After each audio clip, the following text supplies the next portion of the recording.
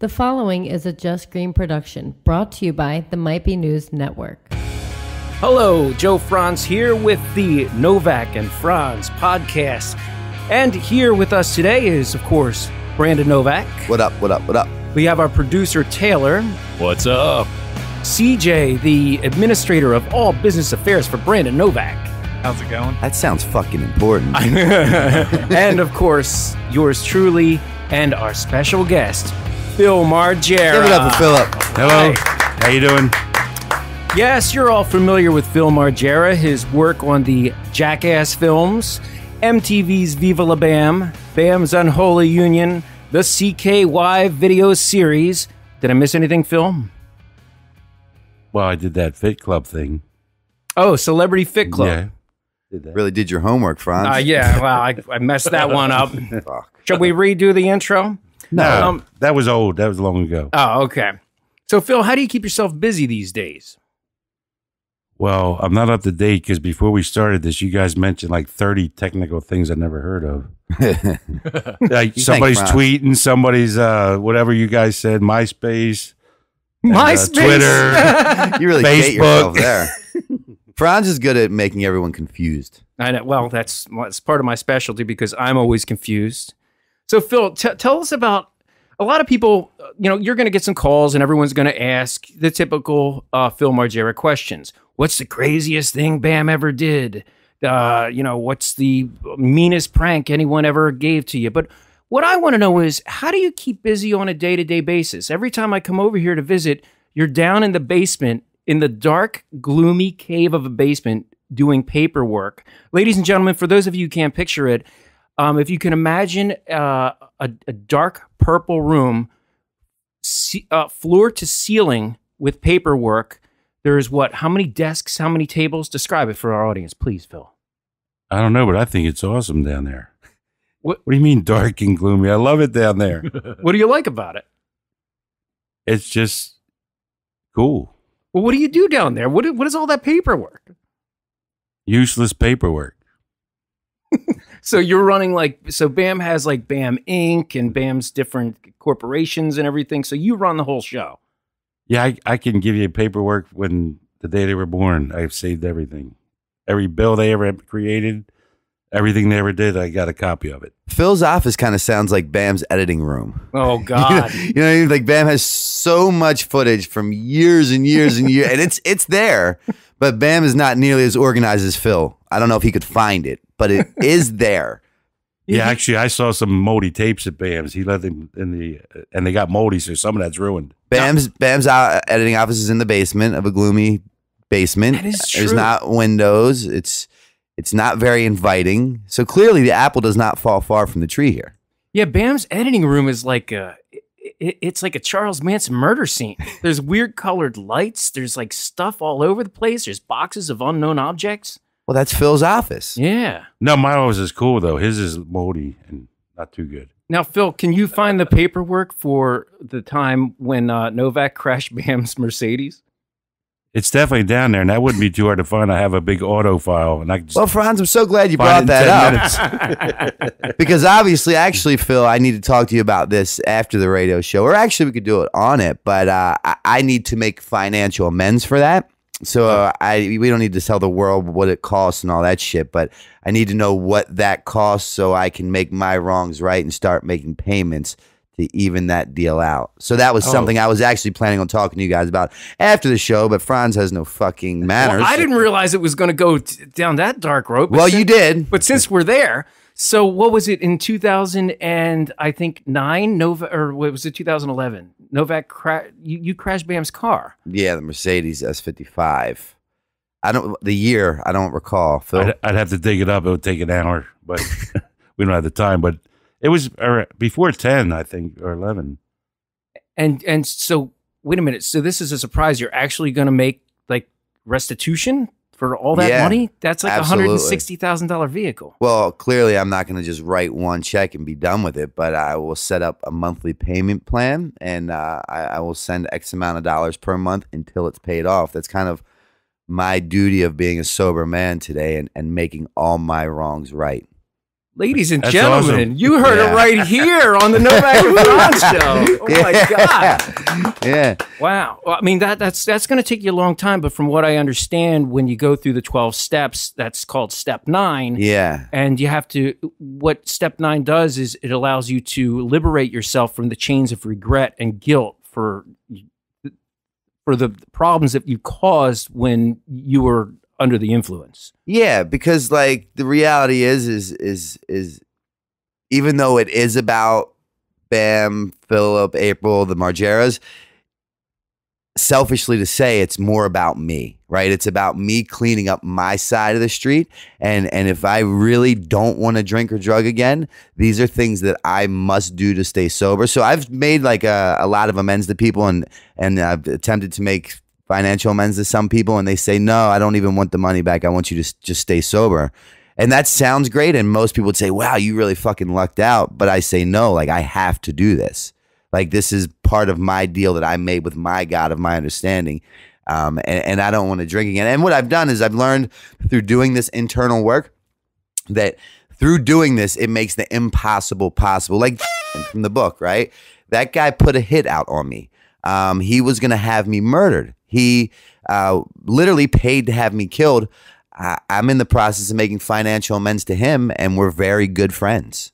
You know, so it's a magical experience, and it's did me so good to this point now that like, why would I stop? Are you paying him back the money that he was going to use to kill you? No, I don't know. Reimburse him for that? Nah, I don't know. We didn't cover that. So really paying this restitution is like the best spent money in the world. Exactly. You know, in the program that I go to, the 12-step program, I was just at this big convention in Baltimore last night, and the main speaker, she was talking about, yeah, you know, been sober for 17 years, and for like 10 of those years, I was doing no step work, experiencing no growth, and I'd had a lot of financial difficulties, and she would go to these old timers in the program and complain about her financial woes, if you will, and they would say, well, what do your financial amends look like? And she's like, did you not just hear what I said? I don't have any money. I'm not making any money. I'm not doing well financially. It's just this whole program, such an oxymoron, you know, it's a oxymoron, if you will, you know, so to continue to grow spiritually, mentally, physically, maybe even financially, if that's what my higher power sees fit, I have to go back and make all my wrongs right that I have created. Well, you forgot about the best part of it. What? Bam will no longer be able to hold that over your head. Yeah, that'll help too. That'll help too. Phil, did you ever think you'd hear Novak say he was actually going to pay that money back? Well, I trusted him. I thought he would eventually. Well, now you're doing good, so it's awesome. That'll work out great. Yeah, you know, you guys were always like a second family to me. You know, so wow. Okay, so let's put that dark story behind. Do you have a call? Bill, we have a call for Phil Margera here. Because we're on live, right? Yes. on MySpace. Oh, MySpace. Press 2. To accept, press 1. Here we go, CJ. Hello, caller. Hello, caller. Hey, what's up? How are you? Yeah, it's hard to hear you guys. Oh, is he hearing us through the phone or is he hearing us through the mics? Caller, can you hear this tapping? Okay. All right, buddy. So what's on your mind? I'm live from rehab right now. You're calling from rehab? No, Roanoke. Yeah, in Peoria, Illinois. Oh, Illinois, my fault. Okay, cool, man. Well, congratulations to getting into a treatment center. Yeah. How you feeling? How you doing? How many days in are you? How many days? Great. I graduated in like 2 weeks now. I'm going back to Rockford. Okay. What are you doing when you leave the treatment facility? I'm going to be going to a halfway house out there, and I'm trying to find a job out there. I'm a musician, so I'm working on a record right now. Okay. I'm just trying to find a job in the meantime. Cool, man. Well, my get well job when I was in my treatment facility was washing dishes for $6 an hour at a breakfast and lunch diner, you know?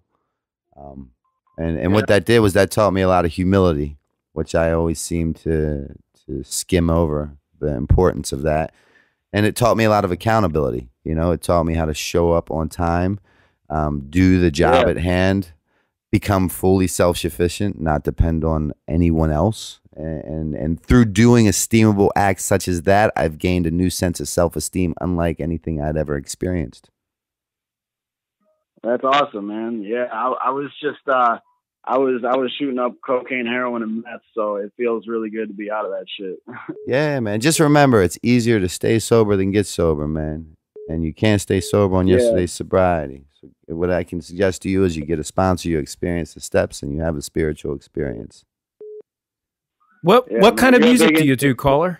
You're a big inspiration, though, brother. Like, I want to read your book and stuff. Like, I'm proud of you for getting sober. Yeah, man. You make a big difference in the community. Thank you, brother. I couldn't stay sober without you, man. God willing, you stay on this path or journey that you find yourself on. Yeah.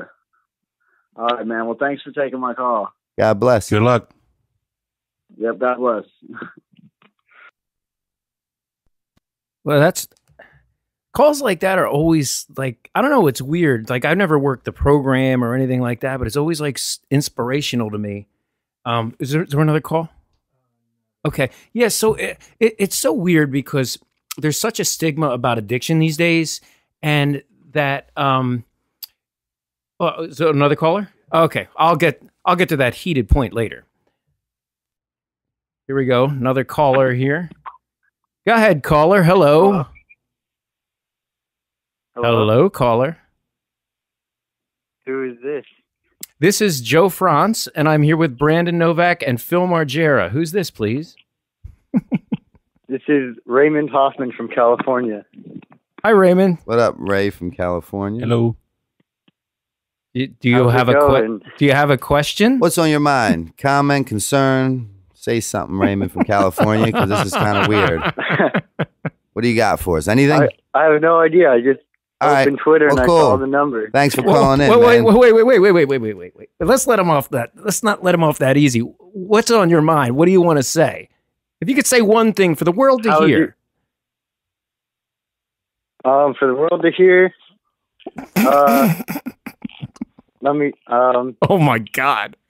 Maybe. How's your guys' day going? Novak, maybe you should get this guy into a rehab. All right, buddy. Thank you so much. All right, Raymond. Have a good one, man. So, what, you think he was high or something? What did it sound like to you? I couldn't tell. I mean, he could have been nervous. Now, Phil, we all have addictions in life, and from a young age, yours was collecting. You always were attracted to collecting Elvis memorabilia, and it started out with albums. When did that start? When did you know that Elvis was the king? I guess about 5 years old. Really? Yeah. Went to a movie with a drive-in with my parents. He was the baddest dude, and still is. Well, what movie was it?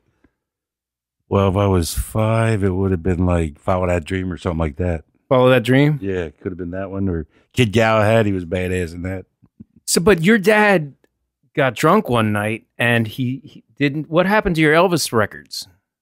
No, it was the 68 comeback special was live, and that was in 1968. There was no reruns. There was no tape in it back then.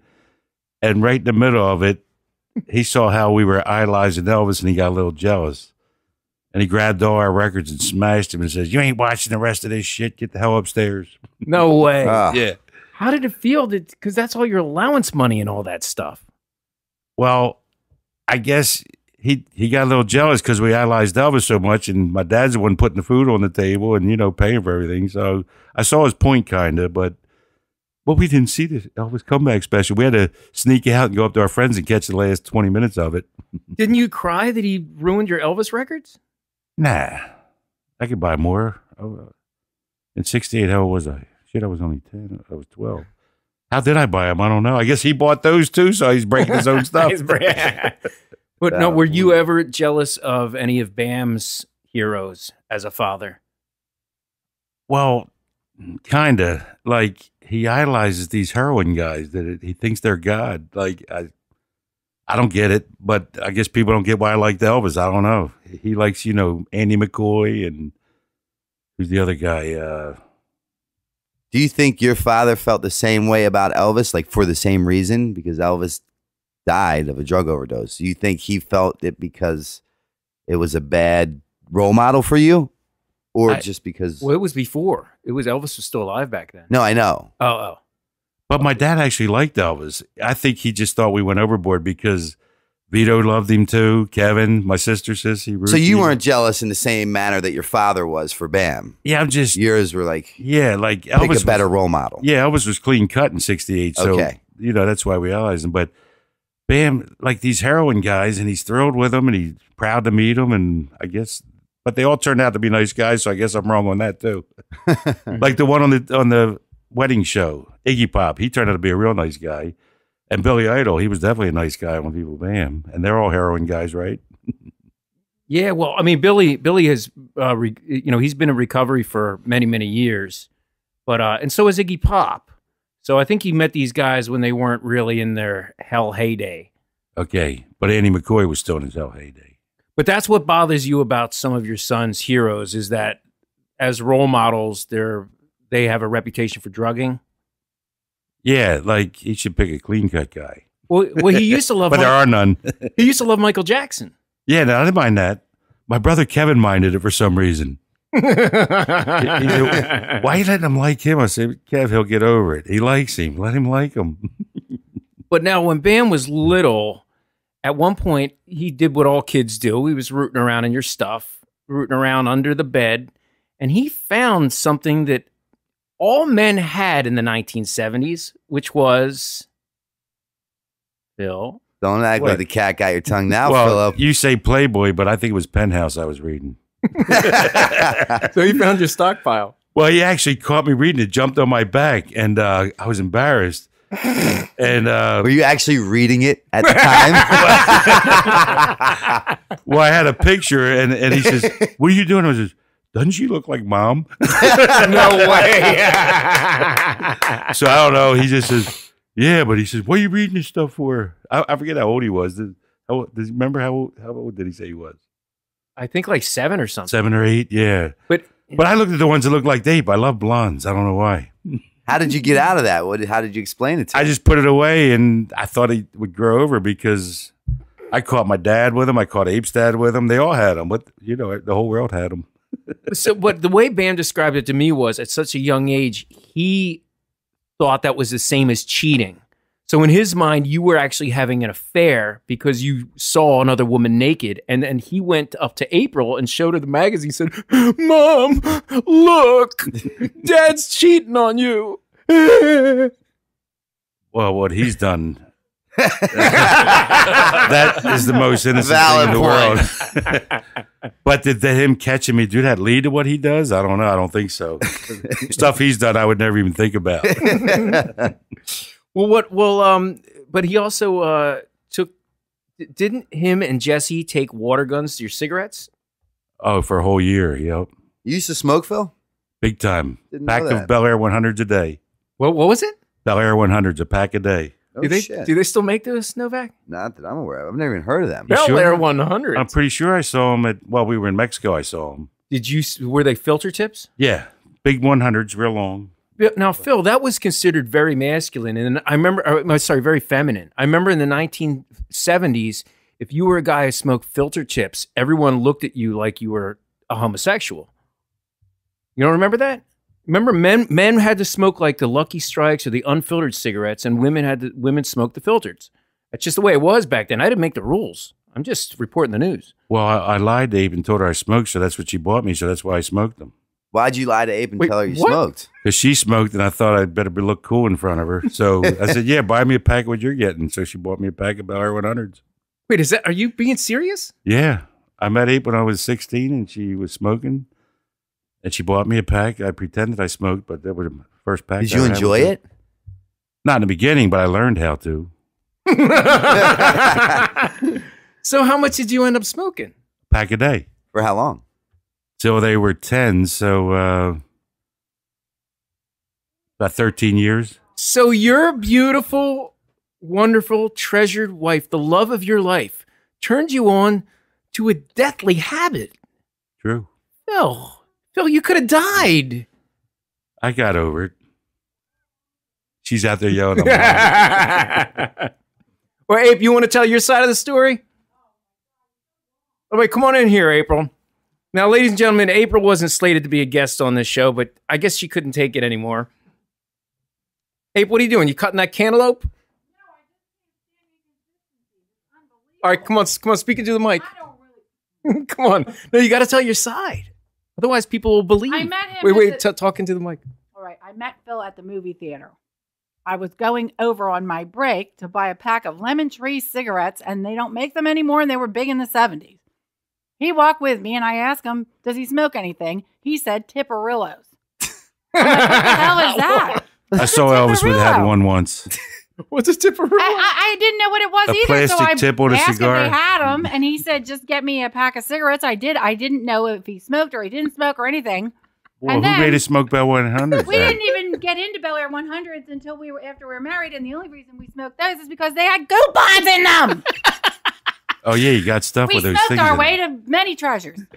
Jackets and baseballs and footballs. You got all that stuff. He wouldn't smoke anything without a coupon. You smoked to get coupons?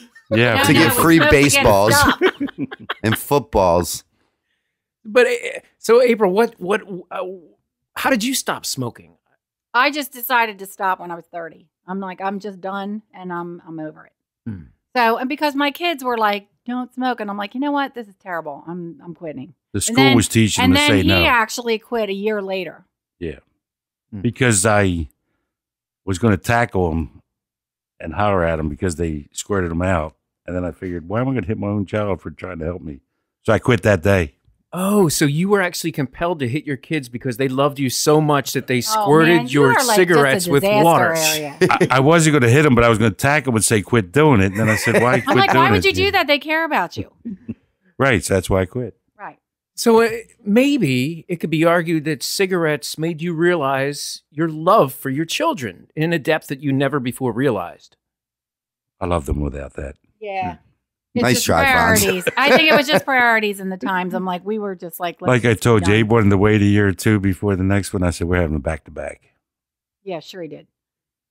Well, thank you, April. I know you're cooking a Okay. meal in there. I hate to. Yeah, I'm leaving, but I just had to straighten that story out. I guess I'll be back if he screws up again. Now Bye. that you did remind me about the Tipperillos. That was funny because there was a picture of Elvis in one of the magazines at a Tipperillo, and I says, yeah, I smoked Tipperillos, but I never did. Phil, I think about 2% of your story was accurate. Only 2%? Yeah, so that means 98% was not. Well, it's my But hey. memory. I do have a little bit of dementia, probably.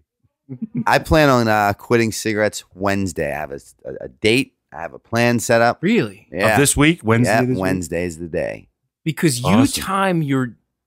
time everything. You're the guy who times everything to a cigarette.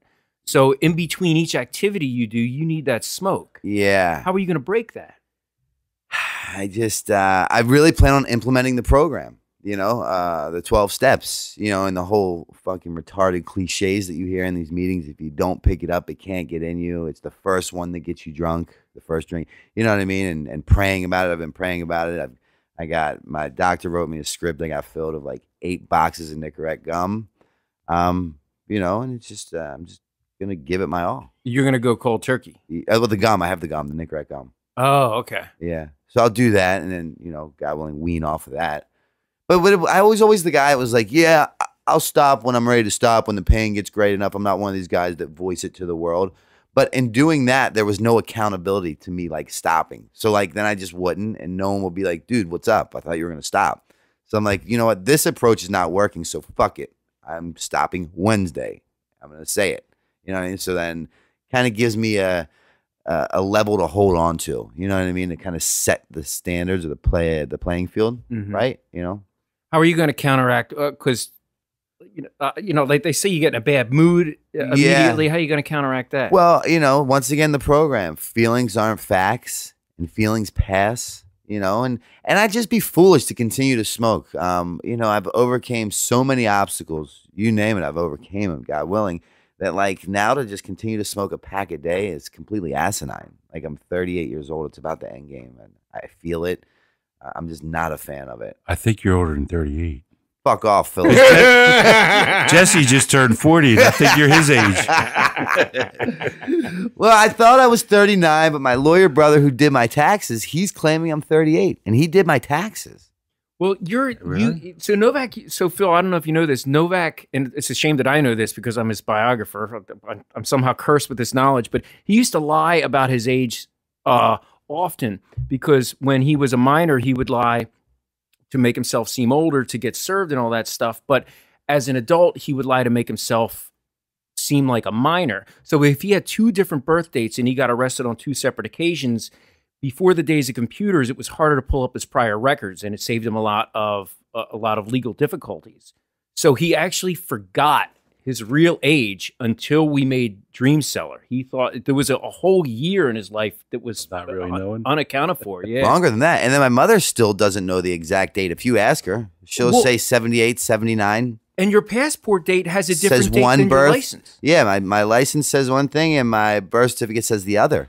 And no one really knows. And I've lied for so long, for so many years, that and my life was a blur from 17 to 35 for the most part. But you're supposed to have a birth certificate. Doesn't it have it on there? I have a birth certificate. That says one thing. Then my ID says a different thing. Okay. My mother does not remember the exact year, whether it was 78 or 79.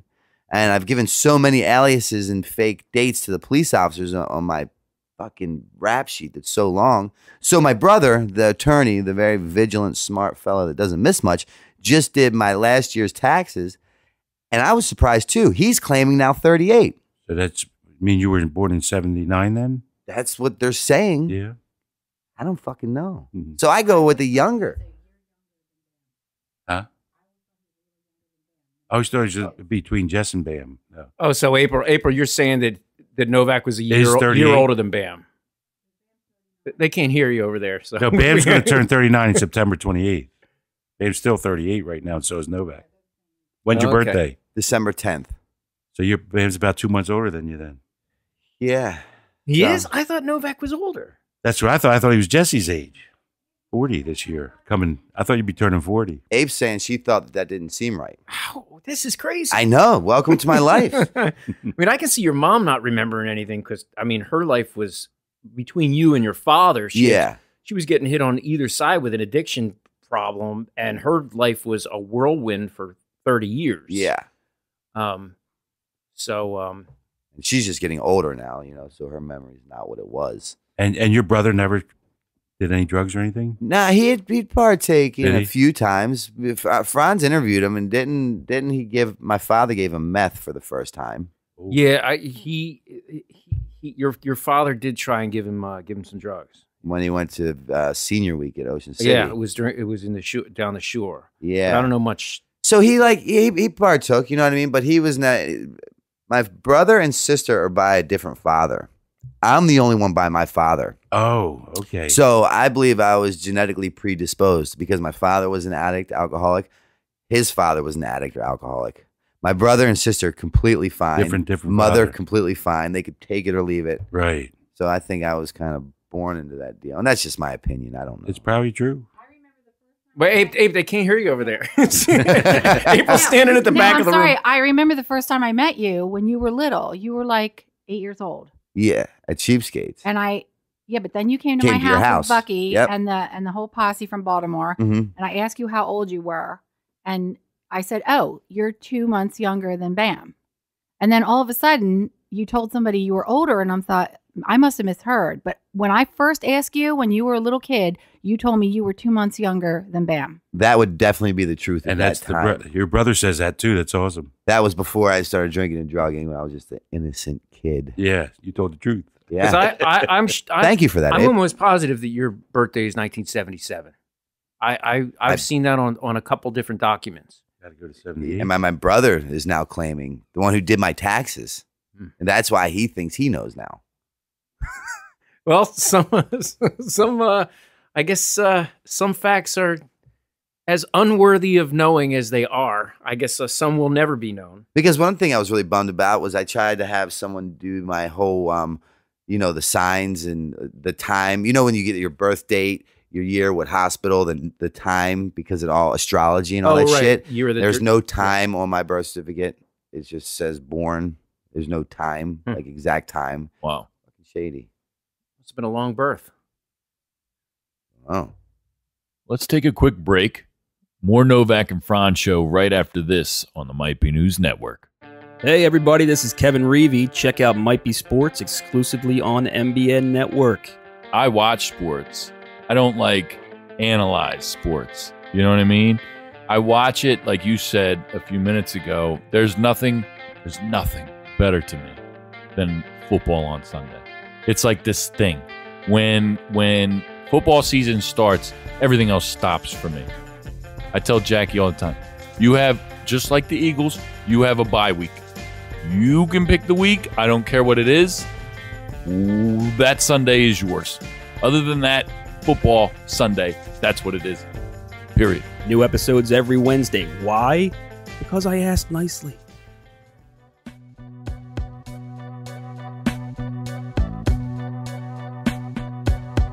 All right, so looks like we got another call here coming in. Could be a disaster. Could work out. It's always a gamble. Sounds like my birthday. Go ahead, caller. Hello, caller. Hello, what's up? This is Austin from Dallas. I'm with my girl, Kirsten. Hi. Fuck yeah, Austin, Hello. Kirsten, Dallas. What up? Oh, man, not much, fellas. I just saw that y'all were doing a live thing with Phil. I thought I'd just call and say what's up. Keep Hello? up the good work, y'all.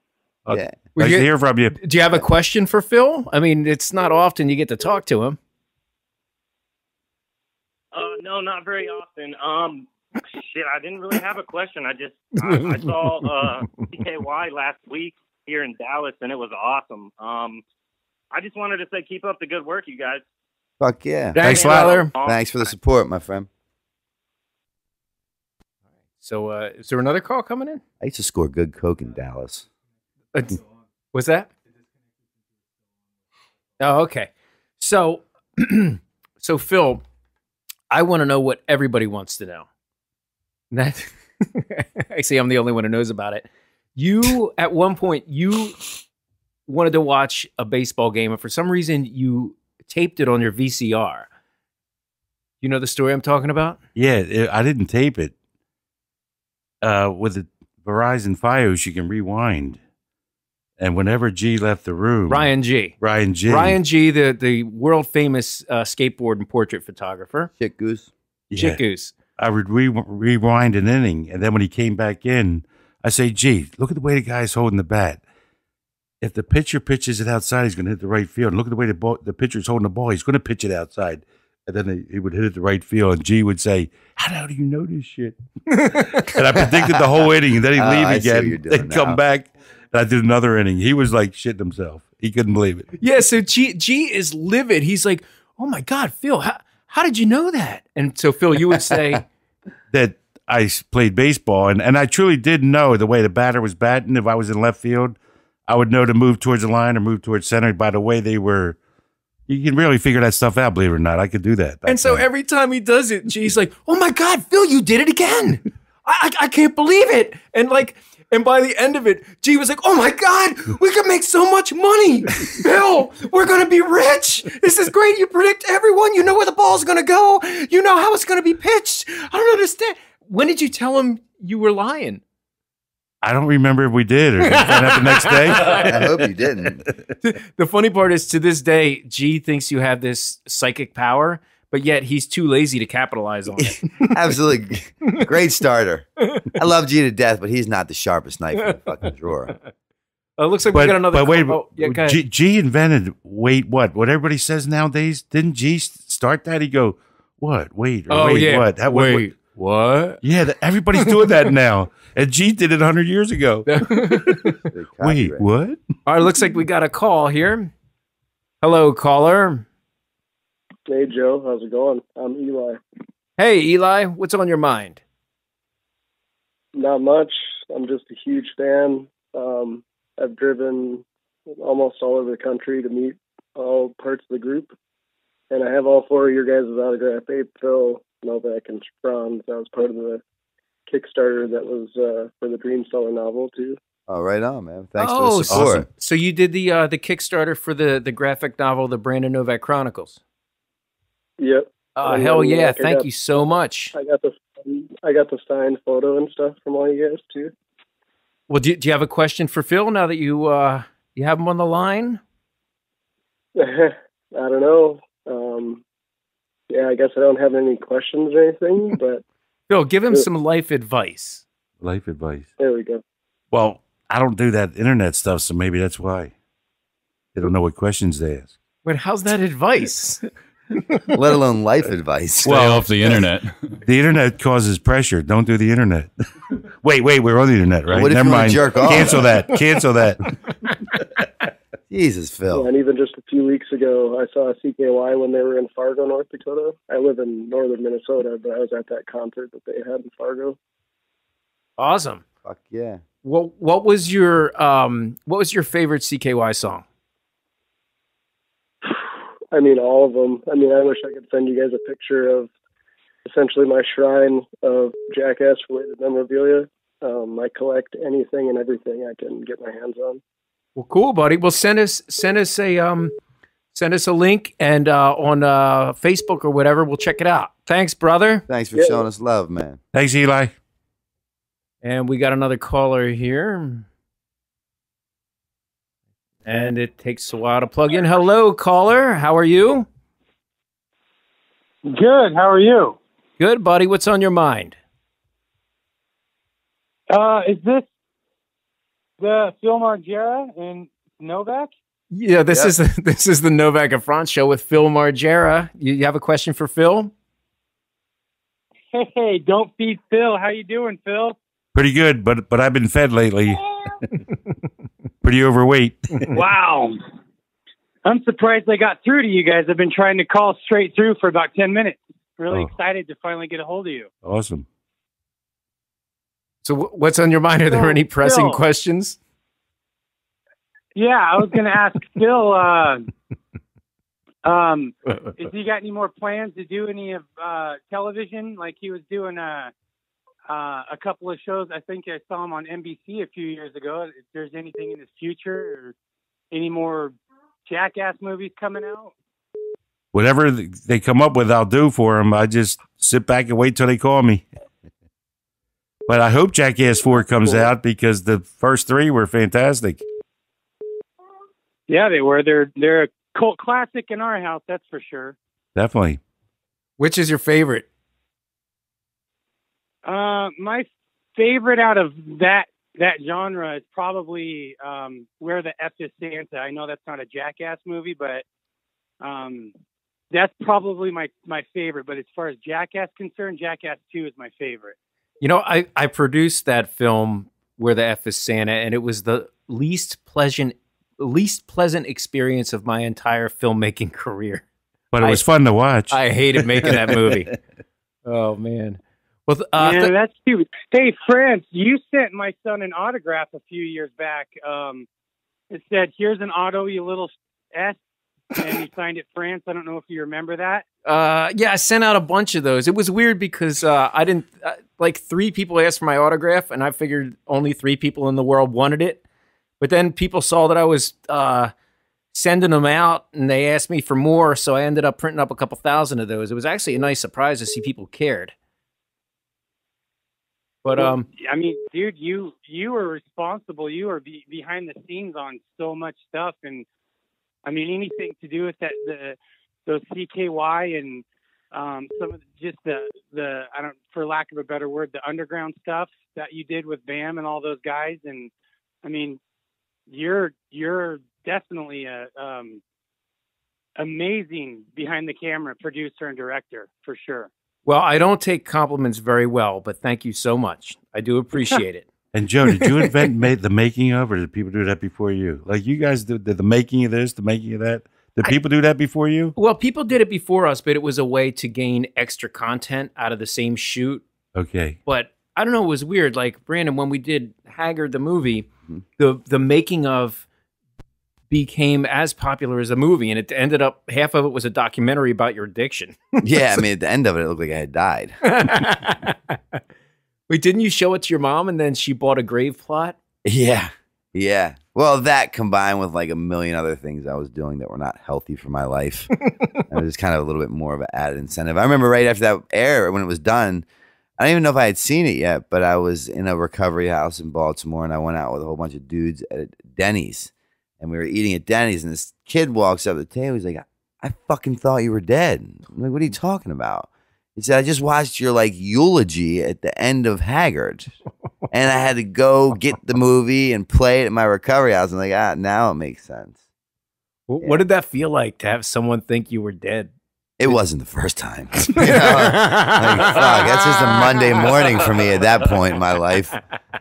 Wasn't the last time either. Yeah. Fuck. Show is just beginning. Oh my God. Well, so was that a call? Did you say there was a call coming in? Oh, okay. So Phil, what's the most common question that you get asked on the street? Because people recognize you in the supermarket. They always want a picture, an autograph. What's the most common thing people ask you? They say, why didn't you kick Bam's ass? Oh, when he used to torture you on the CKY videos. And I said, I tried it once, and he doubled down, so I'm never going to try it again. But didn't you used to torture him when he was a kid? In fun, not viciously.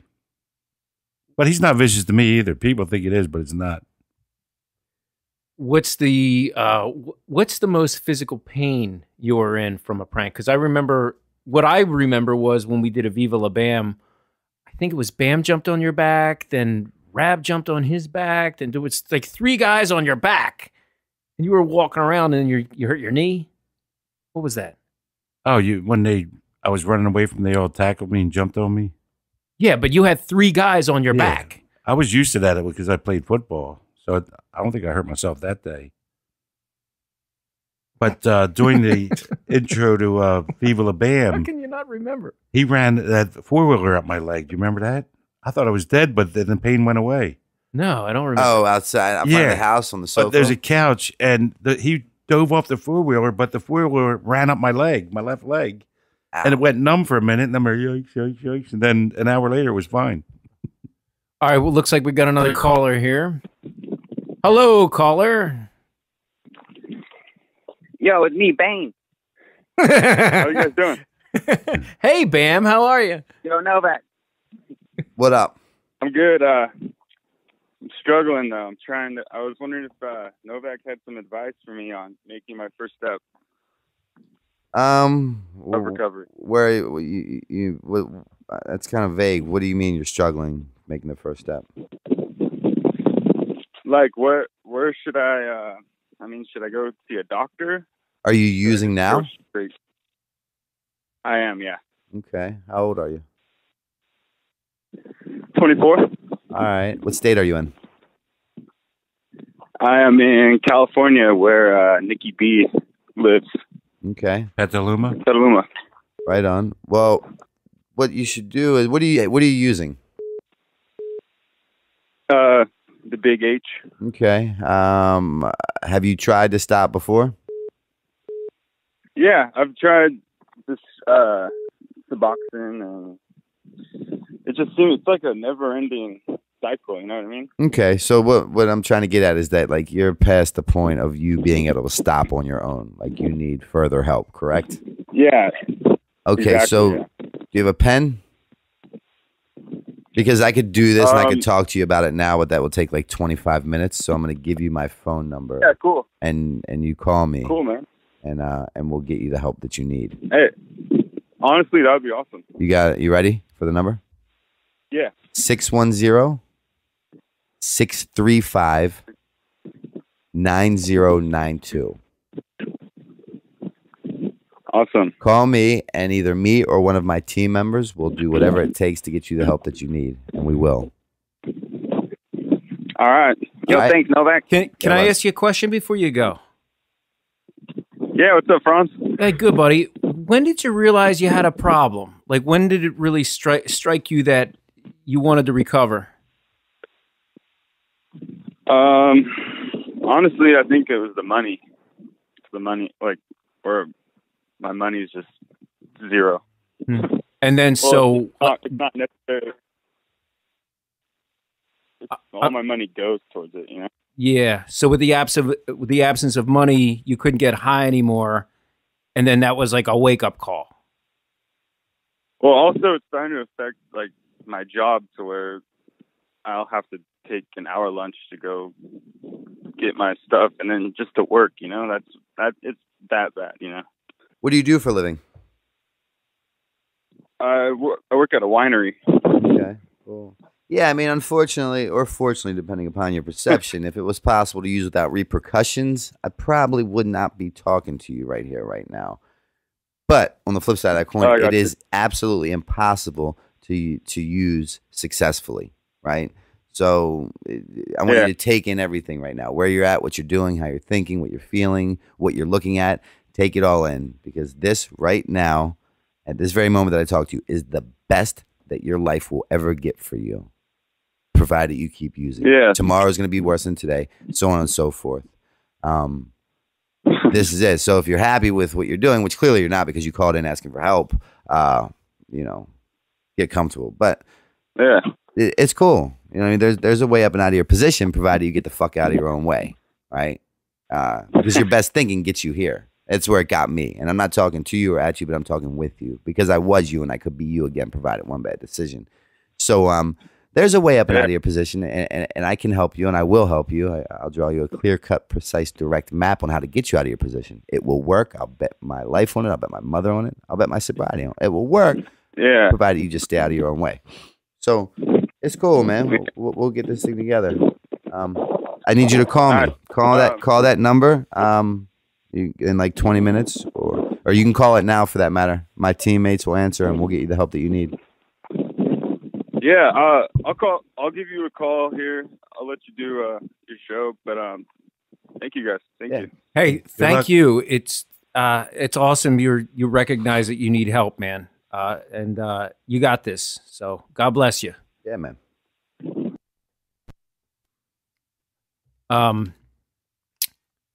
Well, it's always hard to jump back after a call like that. You know, it's like, it's interesting because, I don't know, I always feel good after calls like that. But then I got Phil here, and I'm trying to get comedy out of him. Well, that's the thing with the Novak and Frantz podcast. We're two completely different people doing two completely different things. So this is going to have to be a balance that we somehow try to figure out along the way, because it's going to continuously happen. I like it. You know, it's not the same thing every time.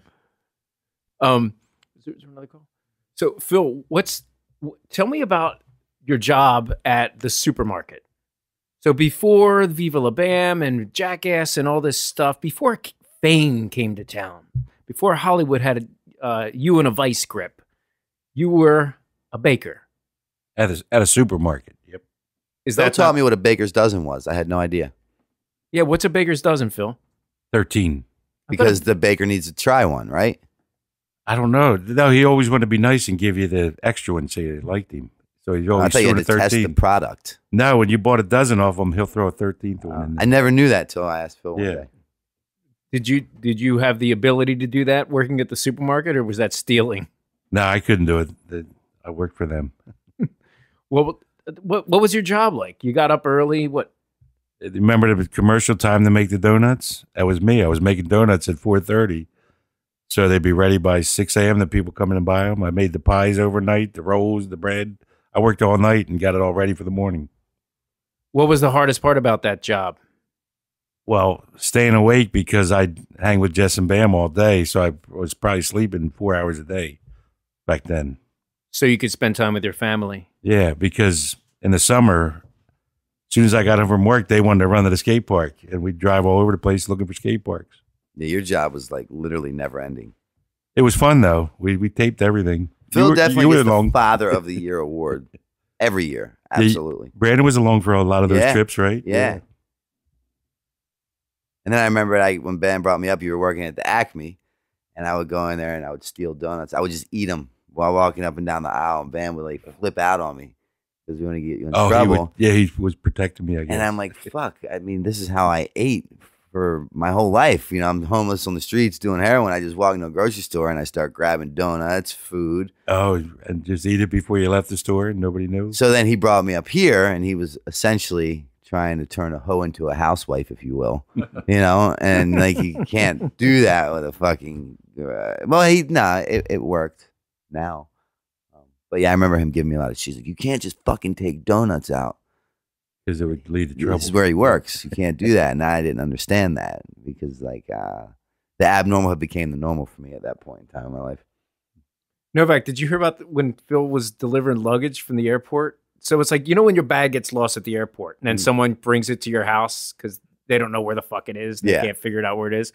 Well, when we were doing Viva La Bam, Phil had a night job delivering those baggages to people's houses. And then he shows up at someone's house on a Sunday night. Viva La Bam's on. He walks in. Yeah. So he knocks up, knock, knock, knock, knock. Hello? And it's Phil. And the guy was confused, like he was sucked into a black hole and was experiencing an alternate reality where life comes out of the television and just animates. He's pointing to Phil. He goes, "Wait, I don't understand." And he points to the TV. Phil, what was going? Is that when it all hit you that you were famous? Basically, yeah. I think it was at Marshall College in Lancaster that time, and there was like 3 or 4 kids, and they were all watching it, and they come around and surround me and. What are you doing delivering luggage? I said, I got to pay the bills. That's rad. It was fun doing the luggage because Vito was the manager. Oh, fuck. Oh, was he? Yeah, Vito had a warehouse. We went to Lufthansa, all the airlines. We collected like 80 bags and we split them up and delivered them. But I took my mom on some of the rides for her to enjoy it, How the fuck does Vito work his way up the ladder to become a manager of lost luggage? And who put him in charge? That's what I'm saying. Like, who in their right mind said, this guy's a great candidate to give the keys and let him run the palace? He's a statistical genius. So he just did it statistically. Like he'd give Booth the Jersey run because she loved the shore. And my mom loved Lancaster, so she'd ride with me to Lancaster and all that kind of stuff. Wait, statistical genius. How are those statistics? Yeah. You love the shore, you go to Jersey. That's that's not really out of an almanac. No, he picked up the luggage and he parted the Lancasters, parted the Shores, parted the Delawares, and statistically told people where to go. Now, was it the most efficient way to do it? Yes, definitely. That's was the it best really? way. We all made money, so it had to be the best way. But who was the head guy, the owner of this place that said, Vito seems like a great person for this position? That's where I'm drawing a blank. That's Vito the guy and his I want buddy representing my company. Yeah. Did you ever meet Craig, Vito's friend? And Vito and Craig were partners in it. It was awesome. They did a good job at it. Wow. Well, Phil, looks like we're about to wrap some stuff up here. Do you have any parting words? Anything you'd like to convey for your fans and people who've loved your work over the years, the Jackass and the Viva La Bam and CKY video series? What do you have to say to them? Just thanks. It was fun. Oh, I'm simple. that was very sweet. Yeah. Well, I guess that about wraps it up. And as usual, I'm going to wrap it. I'm going to tell a joke. Go ahead. Before you get into that bullshit, if you're interested in looking at any of my shit, BrandonNovak.com. If you need help getting into treatment, feel free to call me personally, 610-635-9092. May God have mercy on Franz's joke. Go ahead. Thank you, sir. And Novak's leaving the room. Yeah. Oh, also, I hate jokes. also the Brandon Novak Chronicles. Well, if they go to BrandonNovak.com, they'll see the fucking Chronicles. If they make it to the bottom of the page. I like to encapsulate everything in one. It's an You awesome like to book, by talk. the way. Yeah, they should look Thank at you, it. Phil. Yeah. Okay. Well, so the doctor tells the patient, I have good news and I have bad news. And the patient says, oh my God, well, what's the bad news? And the doctor says, I'm afraid you only have 2 weeks to live. And the patient said, oh my God, I only have 2 weeks to live. Well, what's the good news? And the doctor says, I forgot to tell you 2 weeks ago. No? Oh my God, you stole my thunder. Is that it? No, but that wasn't the answer I was going to give. But ironically, that's a better joke than what my punchline was. What's your punchline? My punchline was, oh my God, doctor, what's the bad news? I can mess it up now. Oh my God, doctor, what's the good news? And the doctor says, the good news is I took a walk earlier today and I found $20 on the sidewalk. I suck. I suck. All right. Hey, thank you so much, everybody, for listening to the Novak and Frantz podcast. Don't forget to check us out on the mbnnetwork.com. And there's a whole bunch of great shows on there. There's a slew of great stuff, whether you like science or sports or current events, and you want the male or female perspective. There's a whole bunch of great show on there, and especially if you like baseball and sports statistics and whatever you want, it's on there. So check it out, the mbnnetwork.com. Thank you very much. We're signing off. Love you.